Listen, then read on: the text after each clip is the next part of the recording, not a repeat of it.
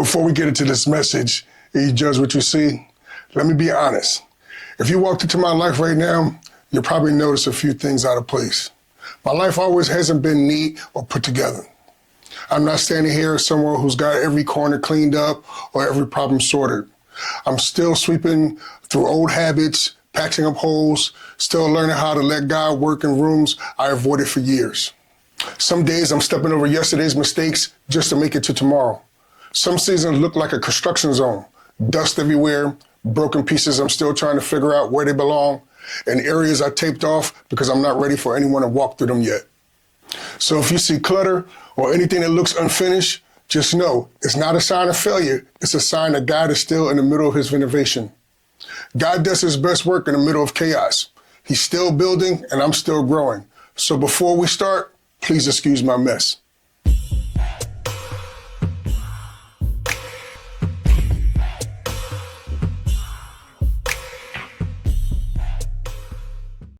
What's good, family? Welcome back to Living at a 10. Today's episode is for anybody who's came out of a home that looks perfect on the outside, but behind closed door, they should have put a warning sign on it.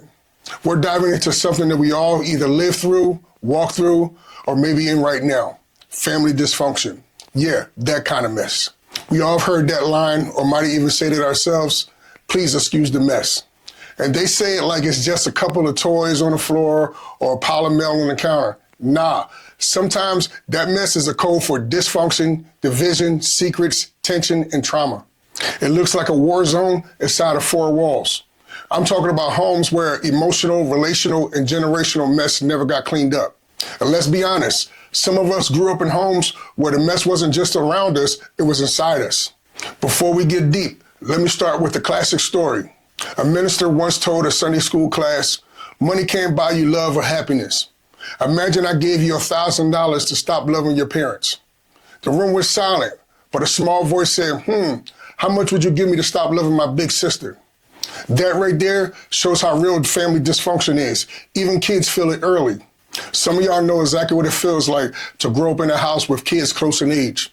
You know the chaos, the fighting over the front seat, the last piece of chicken, the who touched my stuff, the who told on who first, when the house feels like a battlefield. And that ain't nothing new. And you know some wounds don't heal when you get older or move out. Today we're going to look at a family from the Bible, but not just as a Bible story from thousands of years ago, but because this story is real, raw, it's still happening in modern households, in our neighborhoods, in our families, and in the world right now. We're talking about the story of Jacob and Esau in Genesis 25 and 27. We're asking the hard questions. Why do families break? Why are siblings enemies? Why do parents play favorites? What are signs of dysfunction? Why do deception run so deep that it travels through generations? But most importantly, how do we stop the cycle before it destroys the next generation? This episode might hit home, and that's the point. So let's dig through the mess. Problem number one. Let's start with the twins, Jacob and Esau. Jacob and Esau were doing UFC moves on each other in the womb. Genesis 25 says, even in the womb, Rebecca knew something wasn't right. She literally cried out to God because the struggle in her stomach felt like a war zone. You ever see siblings fight so much parents wonder, what did I give birth to? Esau came out first, red, hairy, outdoorsman, athletic, hands-on, a rugged hunter type. Now Esau means hairy. Jacob was smooth, quiet, strategic, and calculating. Esau was the firstborn and legal heir. Jacob means heel grabber, symbolizing one who grabs, manipulates, and deceives. Jacob was born grabbing his brother heel like, nah, bro, get back here. That's supposed to be my spot. That struggle in the womb was a preview of a lifelong rivalry. Jacob and Esau weren't just brothers, they were complete opposite. From day one, they was built different and acted different. Two different personalities, two different callings, and two different ways of seeing the world. Instead of being taught how to honor their differences, they were raised to compete. Study says at least 15% of kids are bullied by their own siblings and around 4% are physically attacked by them. We don't talk about them because we say, oh, that's normal, kids fight. But some of those fights weren't games. They were early signs of broken homes. Sibling rivalry in 2025 isn't just kids being kids. It's emotional trauma, verbal abuse, comparison, jealousy that turns into adult dysfunction. We see it in blended families, broken homes, co-parenting battles, favoritisms, kids fighting for attention that they never received. Some of y'all are grown, still competing with your siblings, still comparing salaries, still comparing houses, still competing for your parents' approval, even at age 40. Sibling rivalry, if not addressed, becomes adult rivalry. Problem 2, favoritism, when love isn't distributed equally. This is where the story gets painful. Genesis 25:28 says it straight up. Isaac loved Esau. Esau was an outdoors man, a man's man. Rebekah loved Jacob. Jacob was quiet and an indoorsman. And there you have it, the fracture line. And that right there is the beginning of a divided home. Rebekah favored Jacob because God told her before their birth that the older would serve the younger, indicating Jacob was the chosen for the covenant. Jacob was a quiet, home-loving son who pleased her, unlike the hunter Esau, who married foreign wives and seemed to disregard his spiritual heritage, making Jacob seem more aligned with God's plan for the promised lineage. When parents pick sides, it's like cutting a house in half. One kid grows up thinking, I'm not enough. The other grows up thinking, I deserve everything. And both are broken just in different ways. Some of y'all know what it feels like to be born into a house where someone already has the limelight. When kids grow up hearing, why can't you be more like your sister?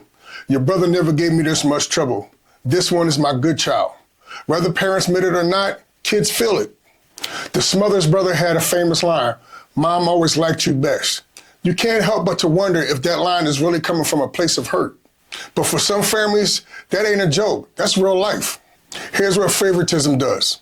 In 2024, mental health survey shows that children who grow up feeling less love have a higher depression rate, less confidence, insecurity, entitlement, manipulation, deception in the favorite child, trust issues, problems forming relationships, and raise adults who repeat the same thing with their children. Jacob grew up in a home defined by favoritism, and he absorbed favoritism. He later showed that favoritism to his own son, Joseph. It was so bad that Joseph's brothers sold him into slavery. Favoritism is not just wrong. James 2:9 says favoritism is sin. This stuff is generational unless somebody breaks the cycle. Problem 3, deception, when lying becomes a family tradition. Now here's where the story gets messy. Let's step back for a moment. Jacob didn't just wake up one day and decide to be a deceiver. He learned it. Look at this generational pattern. Abraham, his grandfather, lied about Sarah. Isaac, his father, lied about Rebekah. Rebekah, his mother, plots to trick her own husband and coaches Jacob on how to lie to his father. Isaac is manipulated into giving Jacob Esau's birthrights. Laban, his uncle, lied to Jacob. Jacob lied to Esau. Esau vows to kill Jacob, and Jacob's son deceived him about Joseph. The whole family was in chaos. Dysfunction was the family language. Some of us know what it's like to grow up in a house where lying wasn't just an accident, it was a family tradition. Modern dysfunction looks like insults and criticism, gossip, manipulation, choosing sides, no apologies, no forgiveness, no accountability. We got families full of hidden secrets, secret relationships, unspoken trauma, emotional manipulation, silent resentment, half-truth, and we don't talk about that in this house behavior. This is why families can live under the same roof but feel like strangers passing in the night. This is why holidays are feel tense. This is why some adults dread going to family reunions. This is why people say, I love my family, but I don't like them. Psychology Today lists the top behaviors that destroys families. Playing favorites, name calling and criticism, gossiping inside the family, lies and manipulation, refusing to apologize, punishing people with silence, not letting certain family members be included. Sounds familiar? Some of us didn't grow up with a family tree. We grew up with a family forest fire. So we identified the mess of dysfunction. But the point of this episode isn't to leave us in the mess. Now let's talk about how to fix it. Solution 1, practice healthy competition. Sibling rivalry doesn't disappear on its own. Now, rivalry isn't always toxic. Competition can make siblings sharper, more focused, and more driven. But unhealthy rivalry, the kind that's fueled by insecurities, neglect, or favoritism, destroys. Genesis 4 shows Cain killed Abel over comparison. Mark 3 shows Jesus' own family misunderstood him. How can we keep rivalry healthy? Celebrate differences instead of comparing. Give equal attention. Teach kids to work together and not against one another. Build a home where uniqueness is valued. Create unity through shared goals. And stop ranking your kids like it's a scoreboard. A household aligned with biblical wisdom will see rivalry decrease. Solution 2, truth over deception. 1 Timothy 5:8 says, if you neglect your family, you deny the faith. Proverbs 17:3 says, the heart is tested. Psalms 101:7 says, no deceiver remains in God's house. Families heal through transparency, conversations, and truth. You can't build a healthy family on lies. Solution 3, steps to deal with family betrayal. Take time to process your emotions. Identify how the betrayal impacts you. Journal your feelings and don't blame yourself. Talk it out with wise, spiritual, and healthy people. Set a time to talk honestly. Have a conversation with the person when everyone is calm. Set healthy boundaries. Forgive, not to forget, but to move forward. Truth doesn't erase pain, but it opens up space for healing. Remember, broken trust doesn't get repaired by time. It gets repaired by truth. Solution 4, a family of equal rights. Romans 2:11, God shows no favoritism. Job 34:19, God treats the rich and the poor the same. Deuteronomy 10:17, God cannot be bribed. If God doesn't play favoritism, why should we? Equality begins at home. Everyone matters, everyone belongs, everyone deserves dignity. Families thrive when we spend time together as a whole family. We include everyone in decisions. We show love equally and consistently. We protect each other. We communicate openly. We treat every person as valuable.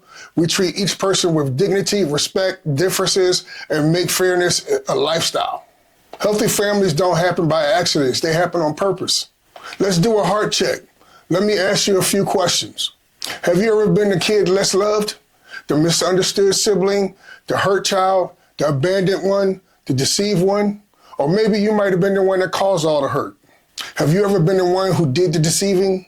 Have you ever let rivalry steal years from a relationship? Are you carrying wounds that started in your childhood and now they're bleeding into your adulthood? That can all change. Here's the choice. If dysfunction continues, ask yourself, what are you willing to trade just to win a moment? What are you trading for temporary comfort, pride, or ego? Are you willing to lose your family, your character, your marriage, your testimony, your integrity, your peace, or your future? Esau traded something priceless for something temporary. He gave up his birthrights for stew. Jacob gave up his integrity to steal a blessing. He got what he wanted, but lost peace for years. People today give up their future over petty arguments, pride, jealousy, and silence. Don't let dysfunction destroy your destiny. If you choose healing, ask God for compassion for your sibling, forgiveness, a new beginning, a clean heart, wisdom to break the generational pattern, courage to apologize, strength to rebuild the relationship. Healing starts with one decision.